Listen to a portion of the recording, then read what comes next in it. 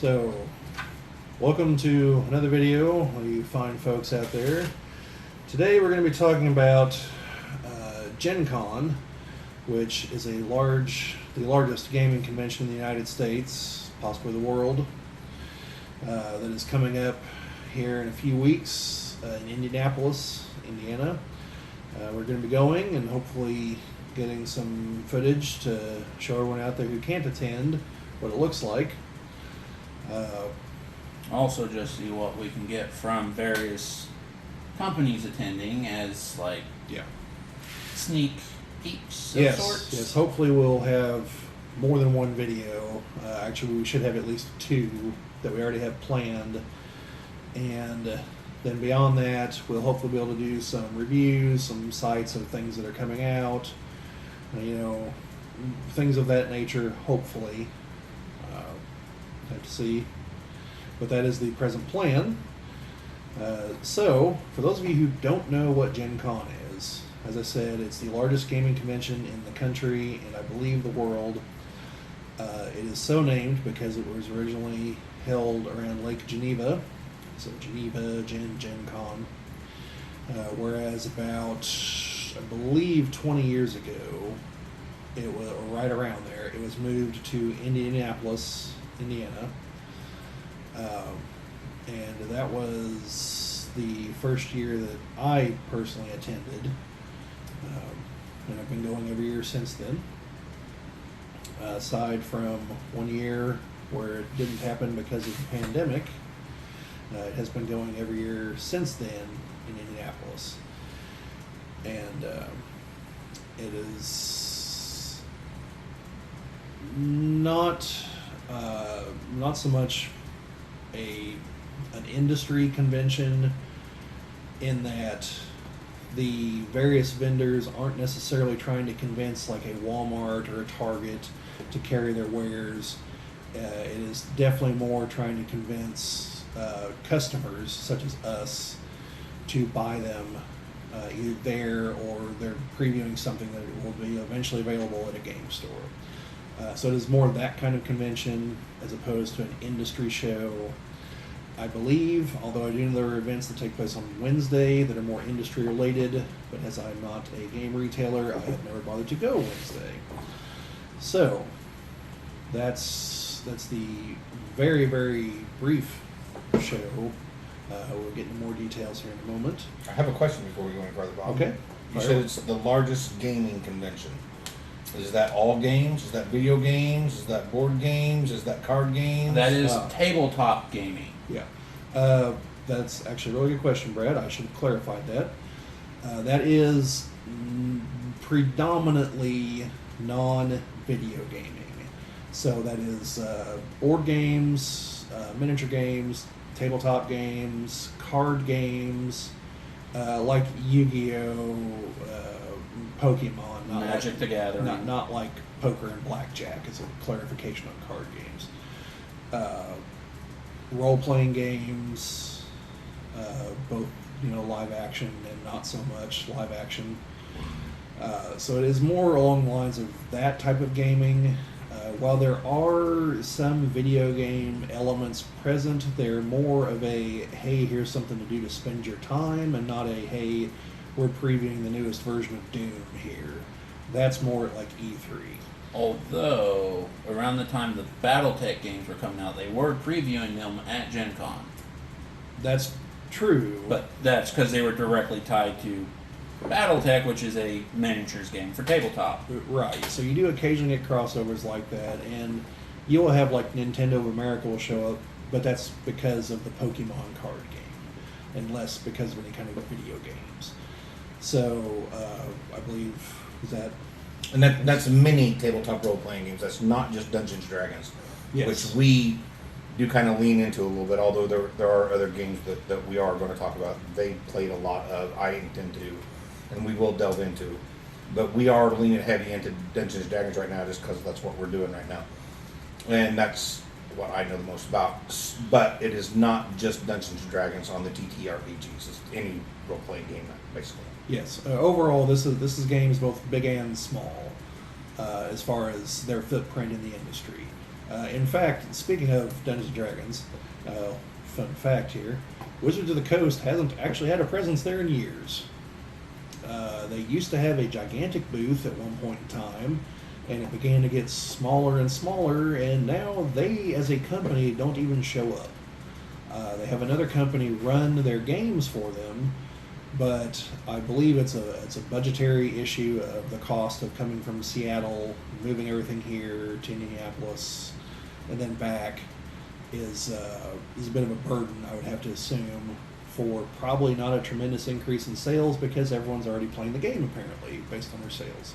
It would seem to me that they would still want some sort of presence there, though. That baffles me. That I mean, you don't send one person out with a PowerPoint presentation or something. Just that be a presence there baffles me. But that's not my decision at all. Right, and I actually agree with Brad on this one completely. Like I was very surprised the year that they stopped.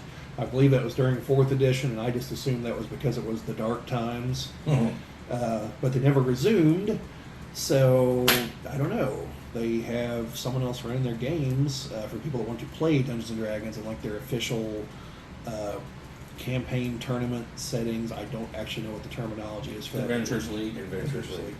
Thank you, guys. Mm-hmm. Until I did my homework for this. So, and I want to say it's Goodman Games, but I could be mistaken. But anyway, well, Goodman Games also sells their own products too. But overall, like, I think they're looking at it as any vendor that's selling role-playing games is going to be selling their role-playing game. So, you know. But like Brad said, it is kind of baffling. You would think that they would send somebody, because Paizo does. Even though they're presently in 2nd place in the RPG game, I believe, at this point. I know they're not first. It's just a matter of if they're still in 2nd. They have a huge booth. Now, there's not a lot to it. It's a giant open area. But they bring all their products that they have available. You know, everything for Pathfinder, all the dice, the miniatures, the map sets. I mean, they bring it all and sell it directly to the people. And, you know, there's constantly a line at their booth, so they've got to be doing something right. Catalyst Game Labs makes a trip from Seattle every year. Yeah, I mean, a lot of these companies are based in Seattle, for those of you that don't know. I have no idea why, but they are. Catalyst usually has a Future of Catalyst seminar that they do. Yeah, Catalyst is a smaller company, so they may feel that maybe they feel it's not beneath them if that's what Wizards of the Coast is thinking. To Bob's point, Wizards of the Coast has such a market share already. They probably don't feel the need. Like Bob said this earlier. They probably haven't seen the numbers, the metrics that would lead them to believe that it's a worthwhile endeavor for them to pack all their stuff from Seattle and back. And I understand that entirely. They've already got their market share, whereas Paizo and Goodman Games and whoever else is still trying to build that. So I understand that, but to not have a presence at the largest tabletop gaming convention, at least in the country and perhaps the world, especially at a time of monumental growth that Dungeons and Dragons has enjoyed over the last 8 years or whatever since 5e come out, and you know, Critical Role and all the other live streamers and just all of the growth and you know, nerd is the new cool, or you know, it's with everything that's happening in the gaming industry right now, and obviously there's still growth because they just bought D&D Beyond, and with that growth still there, it's still happening. It just baffles me that they wouldn't at least send one person out with a whiteboard and some literature or something just to be a presence there. I just don't understand that, but that's above my pay grade. And not to continually brag on Wizards of the Coast here, but it's, you know, just sitting here thinking about it, it's even more baffling given that this year, because we signed up for this, we know, a new Dragonlance book novel is being released at GenCon, and given some of what has shown up in the miniatures and elsewhere, pretty well everyone knows a new Dragonlance campaign book is on the way. It's just a matter of when. And you would think, like, with the novel coming out, like, you know, I mean, I guess it remains to be seen. Maybe someone from Wizards of the Coast will show up for that. and say, hey, by the way, we're also releasing this new campaign setting. But at the moment, I'm not counting on that. So, if there's all kinds of games. There's Vecna, Large and in Charge, and Stranger Things, and yeah, I got to believe that there's new stuff coming out with Joe Manganiello and his whole Vecna thing, and with the Stranger Things happening, and it just seems to me that would just be a couple plane tickets and a couple hotel rooms and some carry-on luggage is a small price to pay to be a presence at something like that. But obviously they're smarter than I am, so what do I know? But I don't understand it. Well, I think I've told Chad this story before. WizKids is the company who makes the game HeroClix, among other games. They used to be an independent company, are now owned by Nika Studios. Before they went under originally, which is why they wound up with Nika Studios, they went from having a sizable booth to 1 year, if I recall correctly, was like about a 6 or 8 foot long glass topped case, and the thing they were selling was a HeroClix figure with no dial. The dial was to be made later and sent to you, or something to that effect. This was years ago, and I'm probably mangling that, but like, it was definitely a case of like it was Thor's Chariot. Yeah, it was Thor's Chariot. My friend Chris and I saw this, and it was definitely a how the mighty have fallen moment. But they still showed up. Like, at that point in time, I can only imagine like what limited chunk of their budget that was. But they still showed up. So for Wizards of the Coast to not, it does lend questions arise, I should say. I mean, it could be anything. They could have had a falling out with the promoters of GenCon. WizKids done that. It could be anything, and I'm sure they've got a good reason. And I'm not trying to. I love Wizards of the Coast. I love Dungeons and Dragons. I love what they're doing.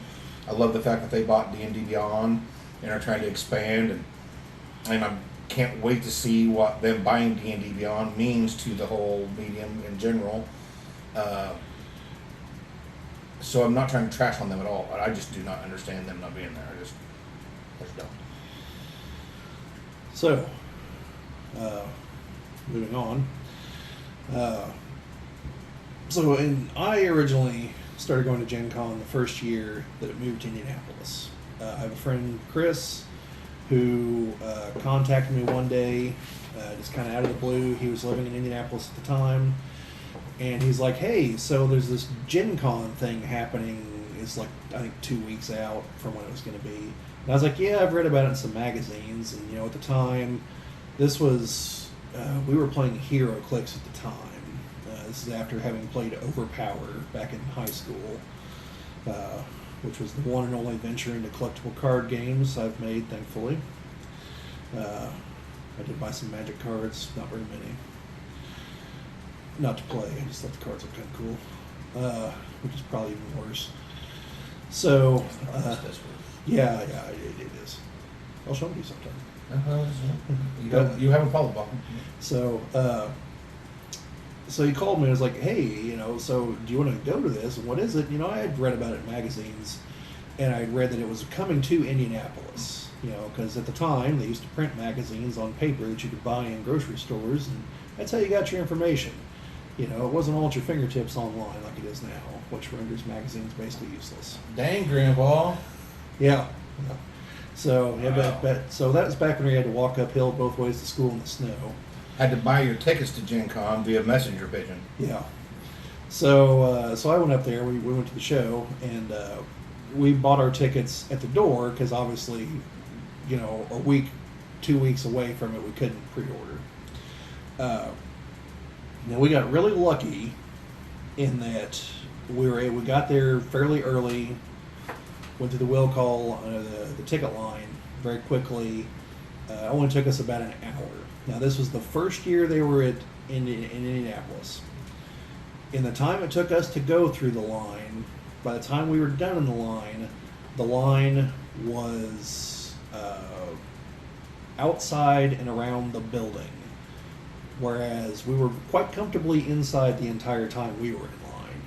So I can only assume the people towards the end of that line were waiting hours and hours in comparison to where we were. When he says comfortably, he means that because it's in August in Indiana. Yes, in August in Indiana, where you occasionally need snorkeling equipment to walk around outside. At the very best, it feels like you're trying to breathe through a warm, wet washcloth as soon as you walk out the door. Yeah, and they keep the inside of the convention center quite cold. So, and as you can probably imagine, not to demean our fellow gamers in any way, but But I'm carrying around an 80-pound parka flapping fur with me everywhere I go. At least there was a point in time where this is what you're looking at for the average gamer. That's a lot of pretty. That is a lot of pretty. Now, I have personally noticed that there's a younger, thinner crowd beginning to show up, which is good.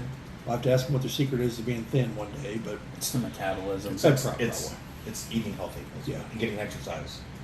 Well, I mean, I'm not saying we're going to do that. I'm just saying that's how you do it. I don't know, Brad. I don't think anyone in this country eats healthy. Nah, look, it's metabolism. Trust me. Yeah. So anyway, so they keep it very cold in there, which is comfortable for people like us. So that's pro tip, like number one here. It is cold inside the convention center. If you get cold, bring a jacket. Pro tip number two, as my story hopefully illustrated, is buy your tickets in advance. Yes. And as addendum to that, have them mailed to you. Yes. Unless you're in like a foreign country or something, in which case you might not want to roll the dice on that. So you're saying I don't want to wait in will call? No. And if you're going to, GenCon takes place over a 4-day span. It starts on a Thursday and runs through Sunday. They are open on Wednesday for will call, badges, all that kind of stuff. So if you're coming from out of town, or if you're already in town, and you were there Wednesday and you have to go pick something up, do it Wednesday. Do not wait till Thursday. And Pro tip. And definitely don't wait till after Thursday because then you're missing out on the show. Yeah. Also, as should be obvious, if you do buy the tickets in advance, if you're going 3 of the 4 days, buy a 4-day badge because it's cheaper. Depending on the days, I believe if you're going Friday and Saturday most years, just buy the 4-day badge. It's cheaper than those 2 days because Saturday is like the day. And I'll kind of get to that here in a minute as well. So anyway, we went down there, badges, got through it pretty quickly. Being the first year that we were there, we had no idea how ticketing or anything else worked for events. So we spent a good chunk of time basically just wandering the dealer's hall, looking at various things spread out. Once we kind of started to get a grasp of things, we found events we wanted to do, got tickets for them, which is the will call line disaster, or ticketing as it is at that point if you haven't bought the will call. Now, just straight ticketing does go much faster than will call. So, just again, another little pro tip there. And so, like I said, that was almost 20 years ago, or it was 20 years ago. Dang. And and so there have been a lot of changes since then. First and foremost, the building it's hosted in is the Indianapolis Convention Center. It has doubled in size since then. And now the main area is the dealer hall is now in an area that's something like 1.5 times the size of what it was for the first 10, 12 years it was there.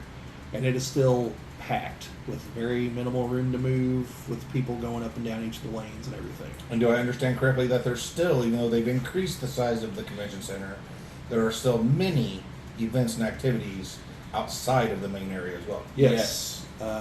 There are a number of events that take place in Lucas Oil Stadium, which is connected.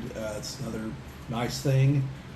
Several hotels and buildings in the downtown Indianapolis area are completely connected and climate-controlled tunnels and tubes and whatnot. Skywalks and all kinds of things. You can go like halfway across downtown without ever having to go outside if you do it right. If it's hot and sweaty in August, if it's cold and rainy in January. Yeah. Indianapolis is your place for such things.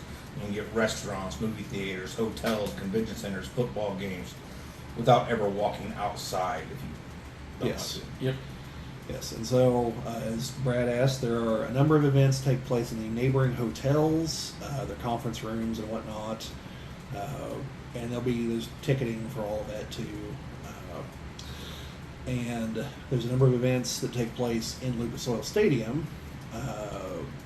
In past years, and I believe this year, that's like True Dungeon, which I could probably do a whole separate video on what that is, but essentially it's not quite LARPing, or at the very least you're not LARPing, but the people putting it on are LARPing, or it's essentially live action Dungeons and Dragons, but you're not actually LARPing.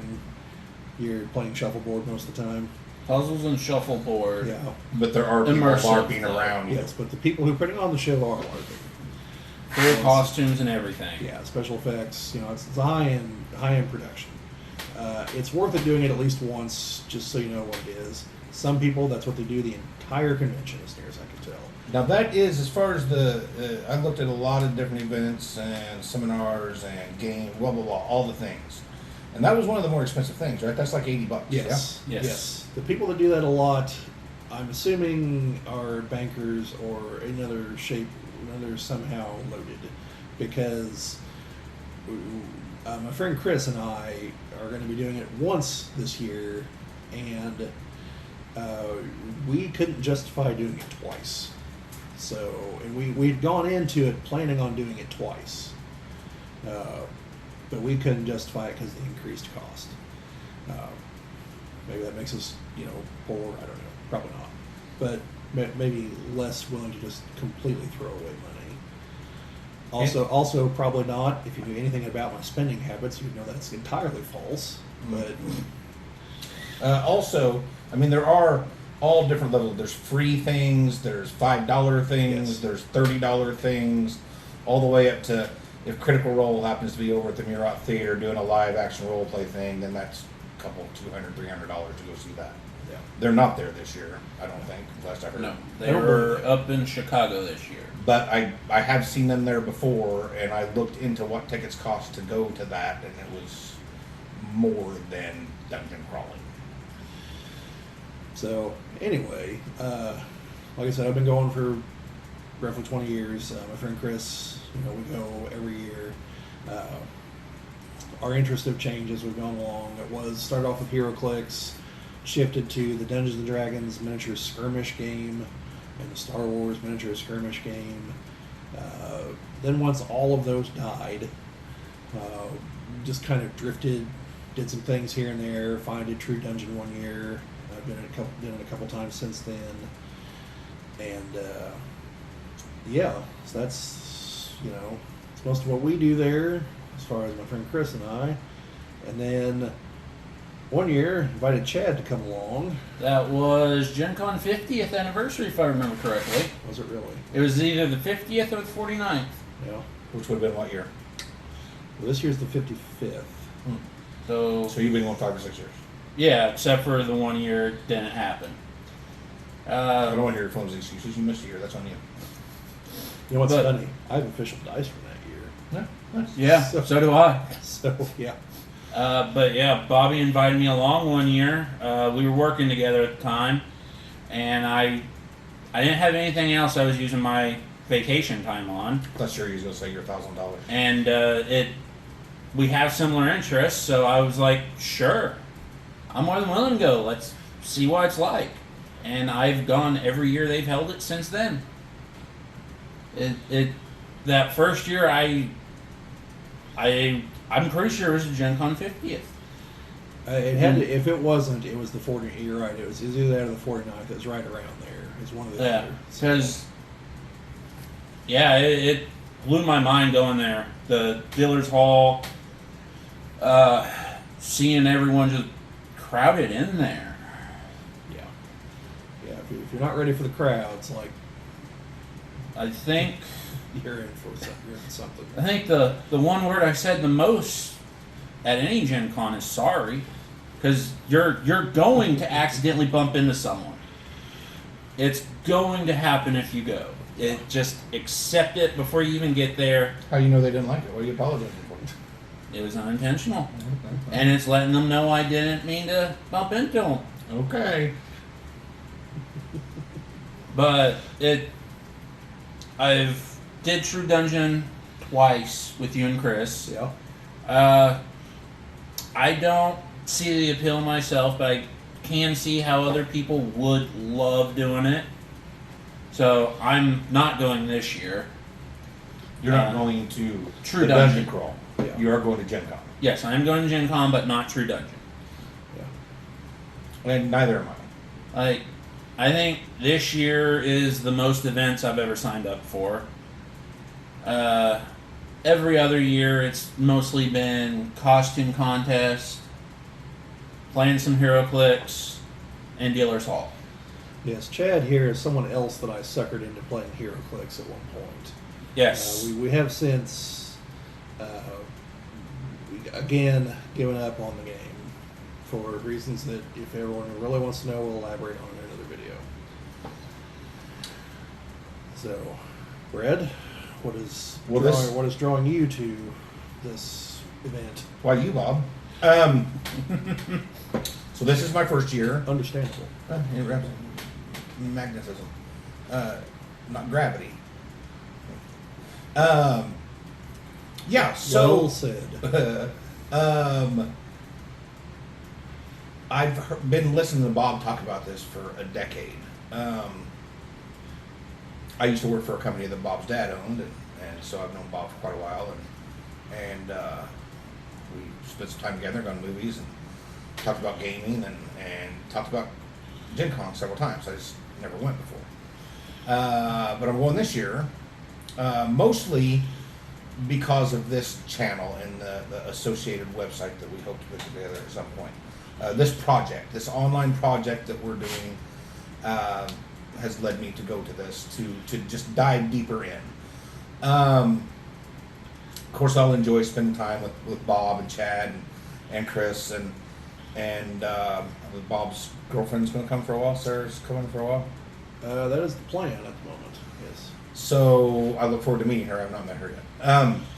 But point being, I'm mostly there just to try to immerse myself into the whole scene. Also, there are several seminars and workshops that I want to go to that we're going to talk about here directly.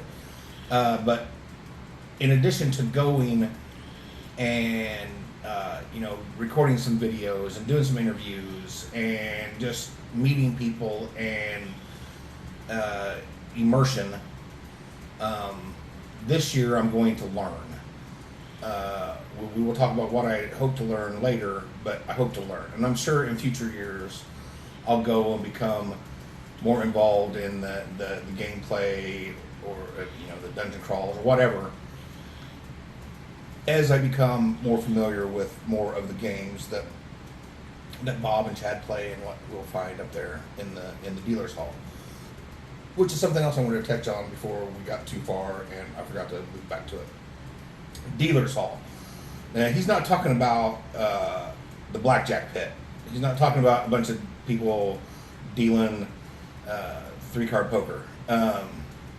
Explain the dealer's hall really quickly for people like me who don't know what we're talking about. Okay, so the dealer's hall is like the central thing. It's what takes up the biggest area.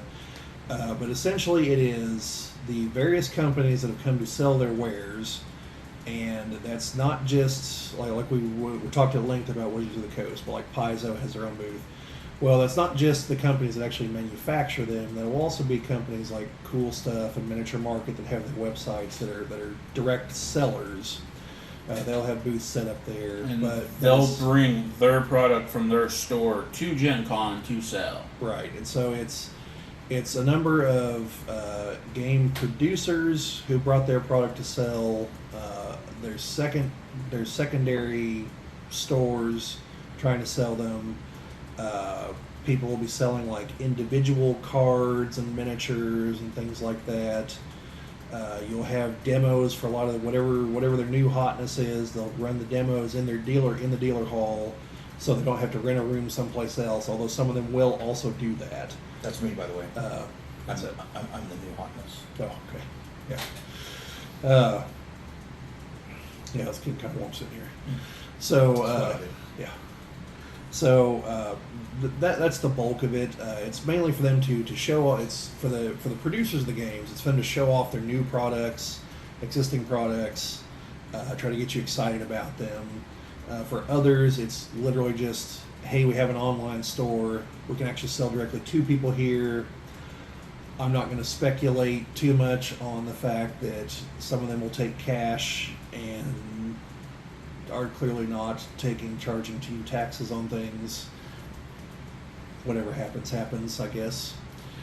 But essentially, that's it. And you also have all the like satellite kind of things that are just kind of related to that. So you have like your T-shirt stands, your dice displays. Like ChessX is a major dice company. They usually have at least 2 booths at They GenCon. have 3 or 4.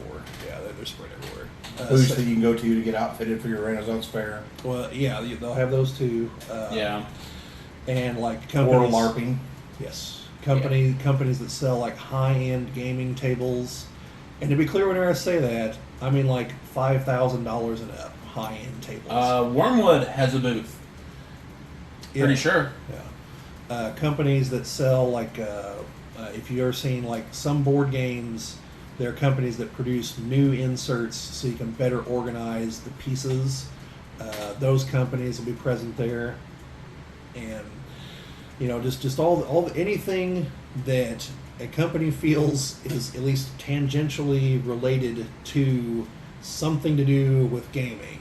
And since the bulk of gaming involves fantasy or sci-fi, you'll have booths, strictly related to that, like the aforementioned LARPing and Renaissance Fair type stuff.